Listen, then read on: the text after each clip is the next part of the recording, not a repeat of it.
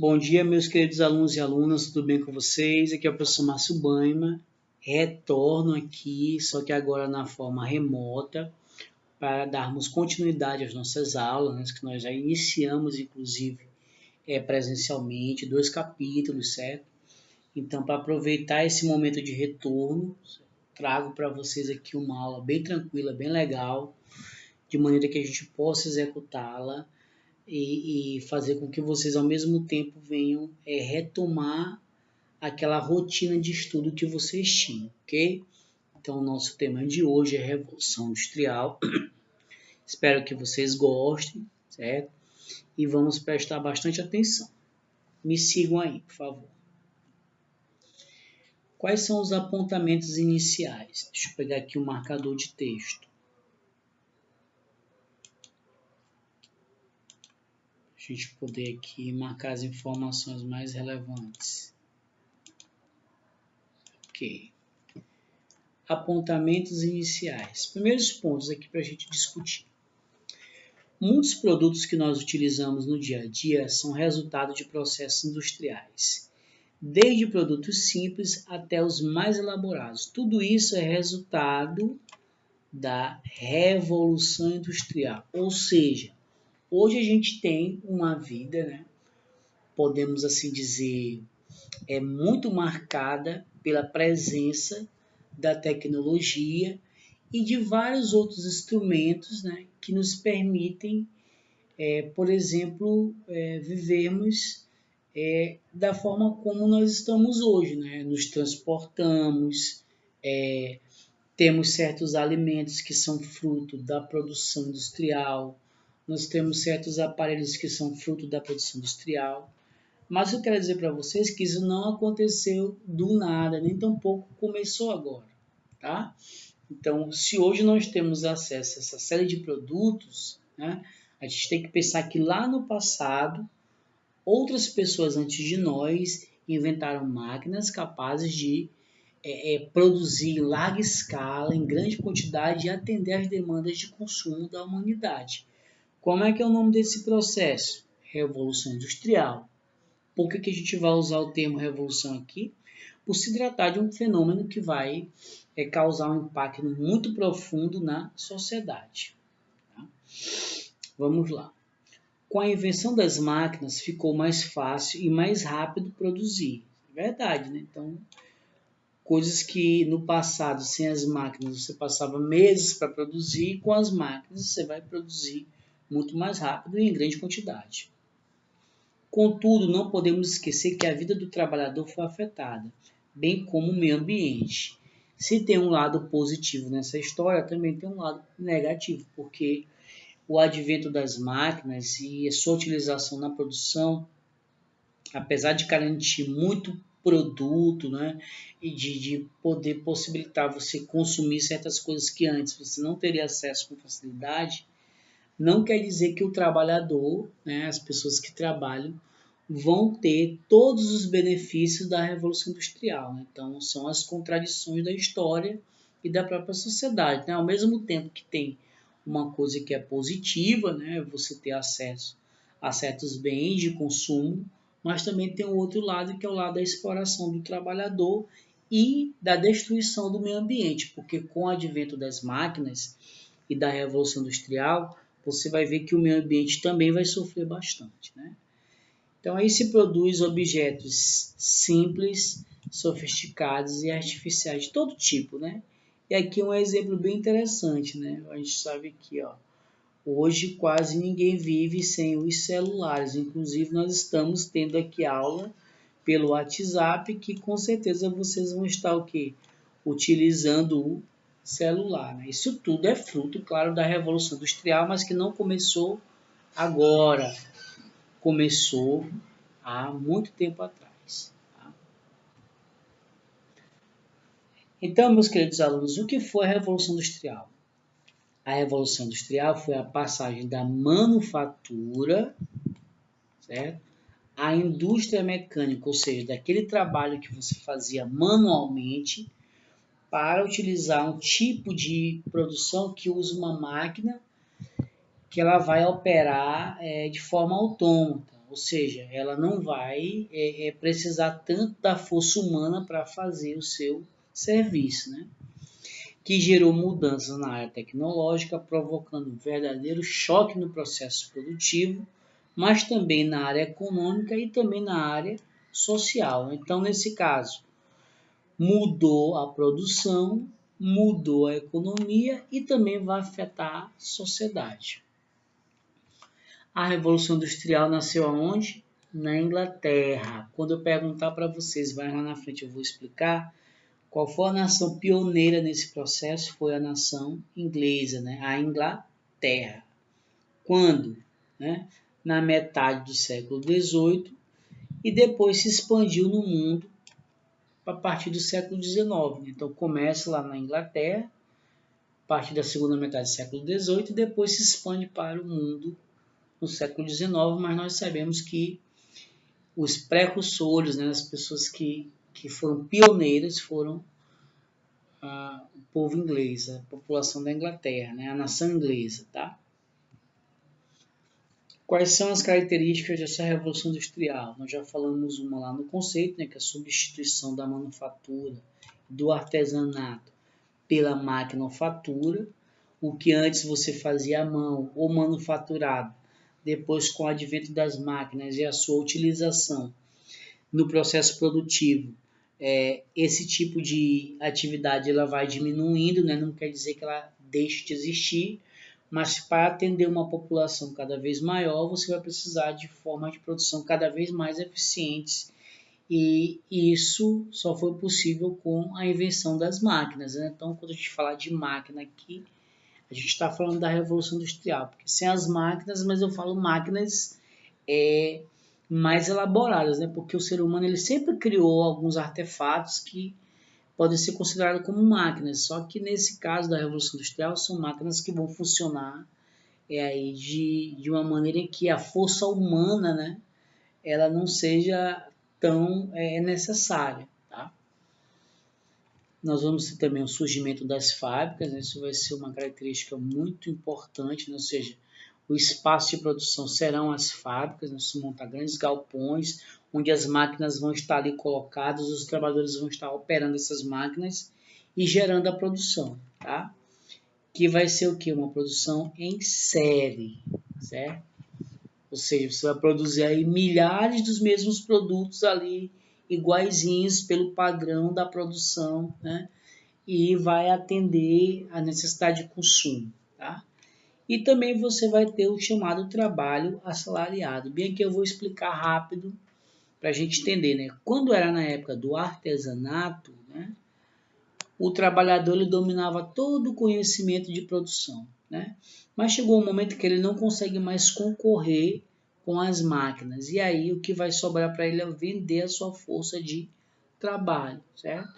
Ou seja, ele vai passar a trabalhar para um dono de fábrica, uma pessoa que tinha condição, que tinha dinheiro, e ele vai trabalhar em troca de um salário, né, por um determinado tempo. Tá? Então, com o passar dos anos, né, esse processo vai acontecer. Né? Não só um processo de você ter que trabalhar muito mais, ganhar muito menos, mas você perder também o conhecimento sobre aquele tipo de atividade que você tinha um domínio. Ok? É o que a gente vai chamar de alienação no trabalho, usando aqui um conceito marxista. Tá? Esse novo sistema industrial transformou as relações sociais e criou duas novas classes, né? Porque nós já vimos que tem impacto econômico, impacto produtivo, mas também tem impacto social. Quais seriam essas duas novas classes? Os empresários, né?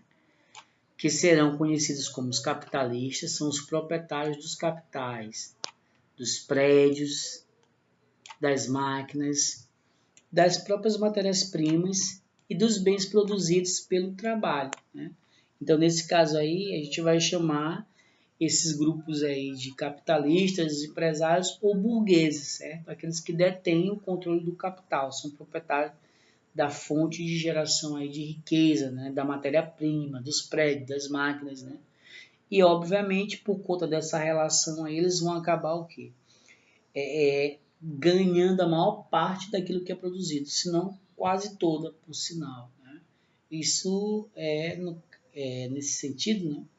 É o que mantém o nível de exploração capitalista que a gente conhece hoje, né? Então, no passado, nós começamos essa forma de trabalho, onde um determinado indivíduo ele vai ter o controle dessas riquezas e coloca outras pessoas para trabalhar.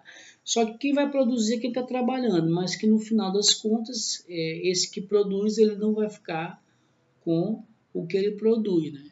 Vai ficar, na verdade, na mão do empresário, né? Dos donos do capital. Aí você vai ter lá no outro lado, na outra ponta, né?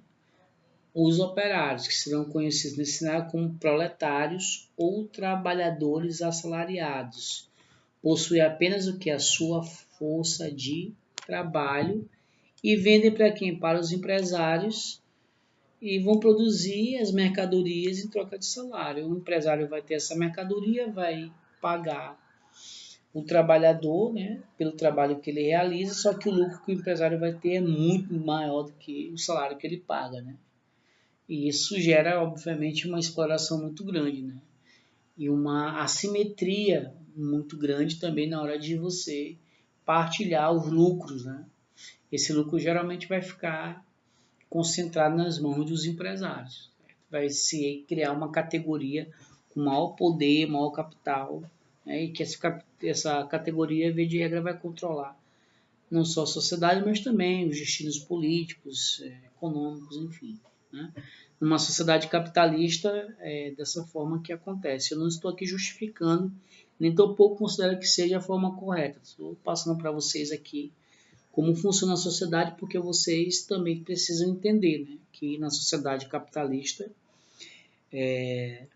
não há justiça no que diz respeito à divisão da produção, né?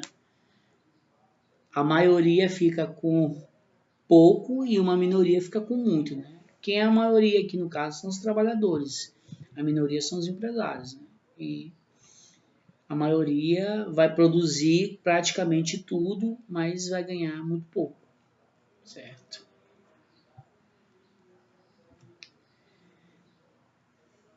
Voltando aqui agora para o pioneirismo inglês. Quando eu usar a expressão pioneirismo, você já sabe, né? São os primeiros, né? Como eu falei agora há pouco, os ingleses foram os primeiros, né, no que diz respeito à Revolução Industrial. Que fatores contribuíram para esse processo?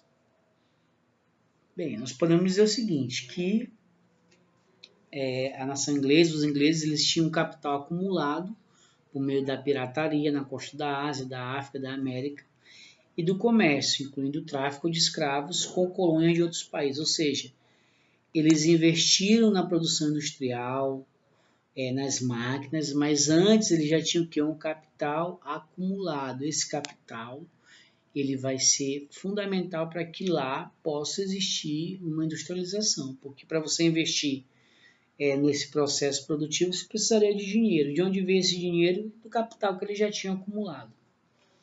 Você vai ter também mão de obra farta e barata, uma vez que milhares de camponeses haviam sido obrigados a se mudar para as cidades por causa dos cercamentos, né? Esse processo de cercamento se constitui na expulsão, né, dos camponeses que viviam nas chamadas terras comunais, né?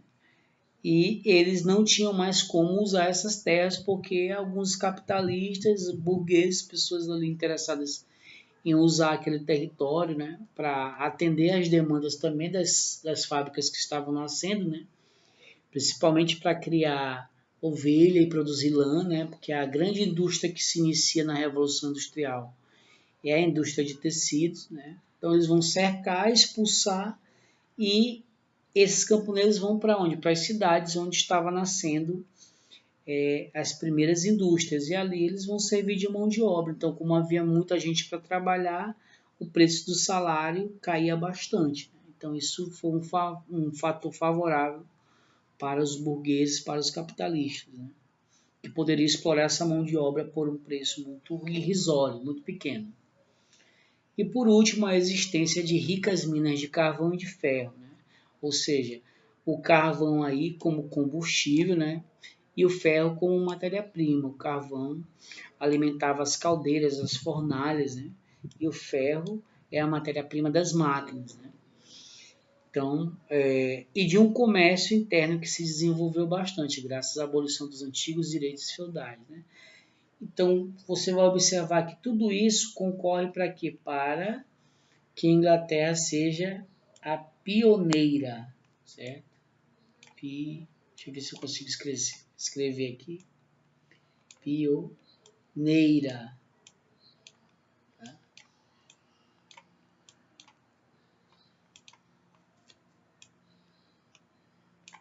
Pioneira na industrialização, certo? Então, esses são os fatores que vão contribuir para esse processo, tá bom? Então, nós vimos aqui o que é a Revolução Industrial, quais são os seus impactos sociais e qual foi a nação que iniciou nesse fenômeno, nesse processo histórico, tá bom? Agora vamos para a nossa atividade. O acúmulo de capitais, a modernização da agricultura, a disponibilidade de mão de obra e de recursos naturais e a força do puritanismo ajudam a explicar o pioneirismo na Revolução Industrial. Das opções abaixo listadas, o país que melhor preenche o espaço acima aí você vai marcar a opção e depois vai vir bem aqui, ó, justificar. Então não basta só você marcar, certo? Você vai marcar e depois vai justificar. Lembrando o seguinte, que eu vou colocar essa aula no canal do YouTube e você vai comentar lá, certo? Qual foi a opção que você marcou e também fazer o comentário da sua justificativa, tá legal? Para a gente não estar enchendo muito o grupo do WhatsApp, eu já tenho um canal no YouTube, vai ficar melhor para eu poder registrar, inclusive, a participação de vocês, tá bom? Então era isso, espero que vocês tenham gostado, tá? E até mais. Tchau, tchau, aguardem a próxima aula.